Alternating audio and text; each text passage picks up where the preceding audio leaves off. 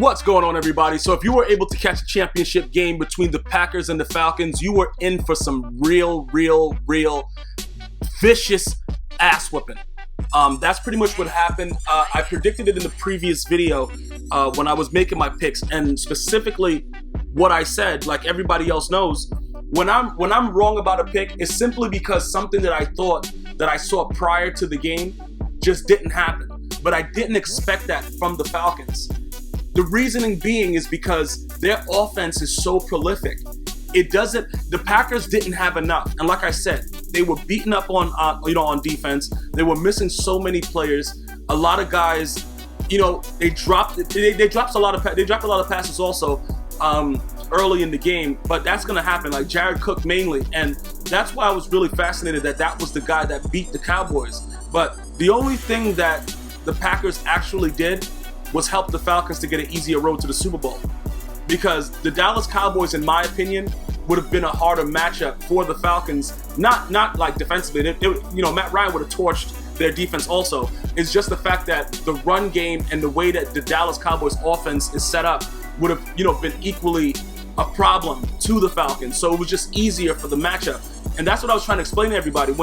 Aaron Rodgers, as great as he is, once you start hitting him, and like I told you guys, Vic Beasley, I'm telling you, man, what is it, his second year in the league? That dude is going to be a star. He reminds me a lot of Khalil Mack, but they have a better team around him. So offensively, because you can put the points up and just pinch it, pull your ears back and go after the quarterback, he's going to be a better player overall. Pass rushing wise, he made some stops with the run game. It was just unfair. It was very, very unfair the way Matt Ryan went in there and just beat the hell out of them, bro, for the last game of the Georgia Dome. They're moving across the street to a much better stadium. All that stuff is great. It's just a situation where we have to talk about specific things now, all right? Jordy Nelson played, but like I try to tell you guys, rib contusions, rib fractures, anything with the ribs, it's a very, very difficult injury to play through. Even when you take, you get your shot, whatever like that. I've had that injury. It's not a joke. So even though he did play, and a lot of people are going to say, there's no excuse, Aaron Rodgers, whatever, he had a star receiver, he wasn't 100%. When you get this far into the season, you can't expect the Packers to all of a sudden just get over all the injuries that are going on. You can't expect that, and that's no excuse for Jared Cook's drops and all of the drops that happen in the game. But to start the game off, the run game, like I told you guys, Devonta Freeman, Tevin Coleman, that is a very dangerous duo. That duo right there, and that's what gave me the edge. And it let me know that whatever happened, whenever it was time to let the clock run, it was nothing that the Packers going to be able to do. Did you see these? The defense sometimes just let them run. They was like, you know what, just go ahead. Devonta Freeman trucked somebody like almost through the stadium, bro. It was really, really wild what was going on.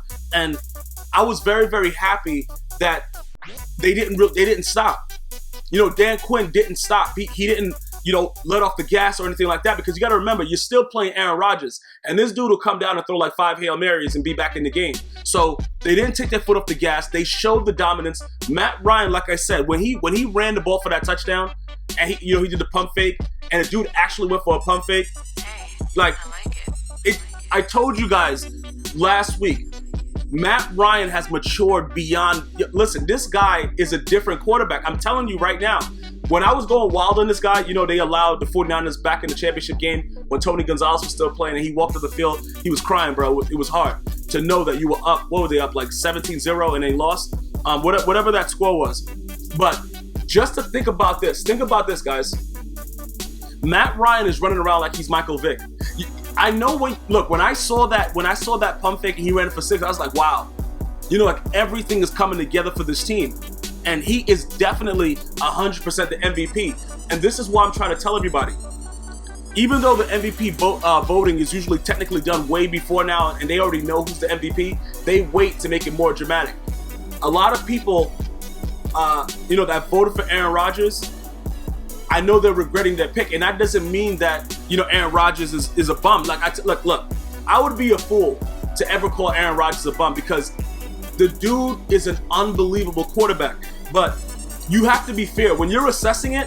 That's what I'm saying. I can't just go out here. I know Matt Ryan Pimp slapped him. probably banged his girl, whatever. I know it was crazy, but you have to be fair and logical when you look at the game. Else, you're not you can't break it down. You're not really good at what you do.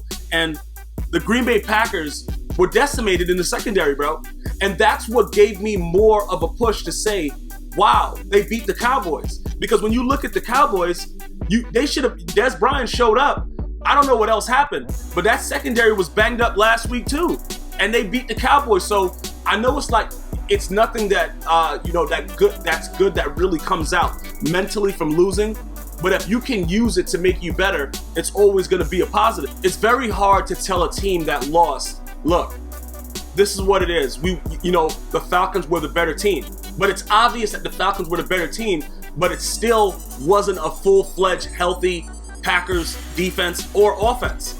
And it was bad. Like, look, listen, I'm not making any excuses. I had to go get a couple drinks during the game, when the game was when it was over, before I started watching the Pats game. It was a brutal beatdown. But assessing what the Packers were able to do despite what they had. And it was funny because one of the commentators said they don't understand how the Packers were able to get to this point when they're so injury decimated and there's no other team in the NFL that has happened to. That's BS. Have you ever heard of the Chargers? Has anybody ever heard of the Chargers and Phillip Rivers? Do you guys know what Phillip Rivers has to go through throughout the year? The guy is playing by himself. Everybody comes out in game one and just starts tearing their ACLs. Guys run out, jogging out like, yo, what's up, coach? Ah! And just tear their ACLs. Phillip Rivers, you can argue that when Phillip Rivers has had a healthy team, he's always been in the playoffs. If you look at the stats. So I don't want to, people start to make a lot of excuses for specific players for different reasons as it goes on. And it's just like, okay, all right, you know what? It's Aaron Rodgers. Let's just say this about the Packers to kind of lessen the blow. But you have to be fair throughout. If you're going to feel sorry for people, you got to feel sorry for the Chargers also. Like, the Chargers be running out there with, like, Casper the Friendly Ghost. Like, nobody is there. Nobody is there. It doesn't make any sense that people can say, oh, yeah, this and that, this and that. You weren't saying that when they beat the Cowboys. You know what I'm saying? Jared Cook is a bum. I've been saying that forever. But look, do bums make great plays sometimes? Yeah. You know what I'm saying? Like, bruh, it is what it is. Look, I don't know what the hell Byron Jones is doing on the... Look, if you have one job, right, and you know that Aaron Rodgers is rolling to his left, and there's one guy cutting across the field, why the hell are you looking around the middle of the field? Why are you not just shadowing the guy that's running right behind you? Because if you look at that play with the Cowboys, you can clearly see that the guy is running towards the sideline. I know you think, listen, Byron Jones probably like, yo, this dude's a bum, he's gonna drop it anyway. And I would be thinking the same thing, but I would cover him.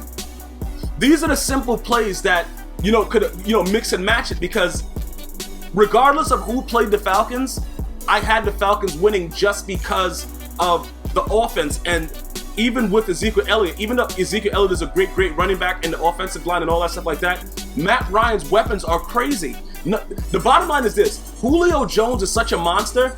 Like, did you see, they look, dude held him, right?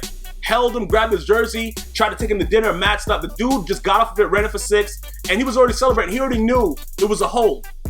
Like, a lot of people argue about calls. Oh my God, he's holding me every play. Julio Jones doesn't give a F about what you're doing. Listen, I know that they're playing the Patriots, and I'm going to be getting back to you guys later in the week. I have more than a week. I could probably talk about, different things throughout the week, this week and next week, leading up to it. If you guys want, leave it in the comments. If you want to hear more things, possibly leave a perspective type of conversation you want me to have about it, and I'll see what I can do. But Julio Jones is a major problem, and people don't give him the credit. And you know what I noticed? He was always overshadowed when Calvin Johnson was in the league. That was the only other guy that used to bring up, when he was around. Antonio Brown obviously began to shine, but I lost a lot of respect for him after he live streamed, such a private coach's speech in the locker room. That was just stupid. He's becoming too much of a diva. I'm not even mad at OBJ as much as I'm mad at Antonio Brown. OBJ, using his off day to go hang out with Tim's on a boat and get his ass whipped the next Sunday, that's fine. But when you're showing what's going on within your team, that's a problem. That's inside the locker room. That's for inside the locker room. So, Matt Ryan had to come out and show everybody, and he proved more stuff to me, man. I'm not gonna sit up here, like I told you guys. I've watched him play throughout his career. And I've never seen this Matt Ryan. So I know the Atlanta fans have to be feeling good about it. Congratulations to you guys. I did pick them to win it. So I'm not trying to, jump on a bandwagon. I just picked them. Coming up to the Super Bowl right now, it's going to be a very, very tough pick because offensively, look, the Falcons are very, very dangerous, but defensively, so are the Patriots. So who will I go with? What will I do? Subscribe. You'll find out soon. Until next time, one love.